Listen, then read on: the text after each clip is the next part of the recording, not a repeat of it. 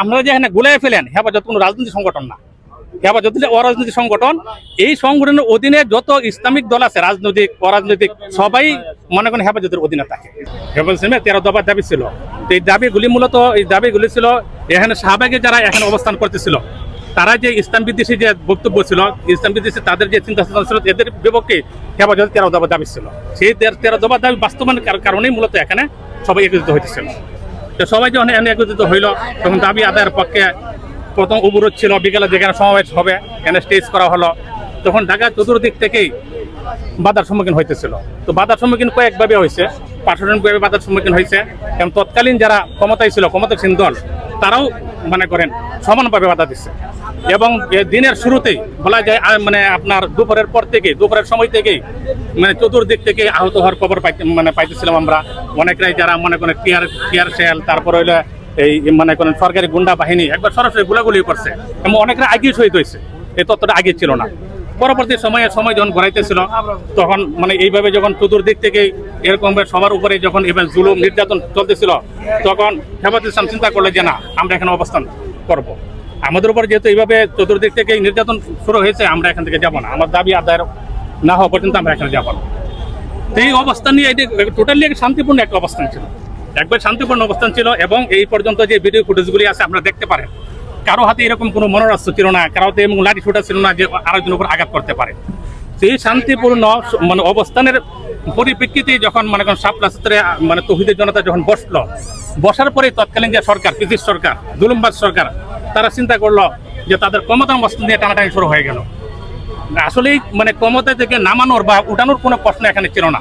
এখানে প্রশ্ন ছিল ইসলাম নিয়ে যারা কটূক্তি করছিল তাদের বিরুদ্ধেই মূলত এখানে অবস্থান ছিল। এখানে সরকারকে ক্ষমতাকে নামাবে উঠাবে এরকম কোন দাবি ছিল না, স্পষ্ট আছে হেফাজতের কথা এটাই ছিল যে আমরা ক্ষমতায় কাউকে বসাবো না বা ক্ষমতায় কাউকে সরাবো না।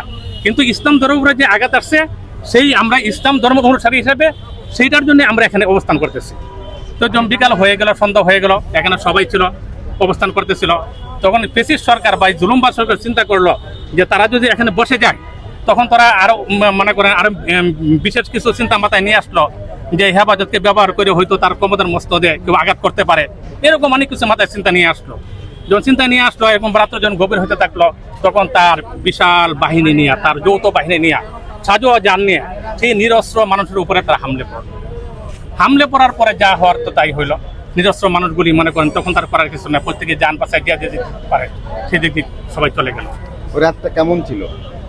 রাতটা হলো ইতিহাস, আপনারা তো মানে পূর্ববর্তী অনেক ইতিহাস জানেন, 26 মার্চের কালো রাত্রের কথাও জানেন, যে 1971 মনে করেন স্বাধীনতা যুদ্ধের কথাও জানেন, এর আগের অনেক সংগ্রামের কথাই আপনি জানেন, ব্রিটিশের বিরুদ্ধে অনেক সংগ্রামের কথা জানেন। কিন্তু আমাদের সময়ে আমাদের দেখা এর চেয়ে নৃশংস, এর চেয়ে অন্ধকার, এর চেয়ে মনে করেন কঠিন কোন রাত্র ছিল না, যেখানে মানুষ মনে করেন তার যান বাঁচানোর জন্য মনে করেন হন্য হইয়া মনে করেন ঢাকা শহরের মানে এই যে আপনার শাপলা সূত্রের আশেপাশে অনেক মসজিদ, অনেক স্থাপনা, অনেক মানে খালি জায়গায় যেখানে অনেকেই মনে করেন এখানে অবস্থান করছে তার নিজের আত্মরক্ষার জন্য, কিন্তু এখন থাকতে পারে নাই, তাদের অত্যাচার করে নাই, এখানে থাকতে পারে নাই। এবং সেই দিন মনে করেন সকালে যারা সেই আপনার শাপলা সূত্রের আশেপাশে গেছে তারা শুধু মনে করেন রাজপথ রক্ত রঞ্জিত দেখছে, আর বাইরে আর কিছু দেখে নাই।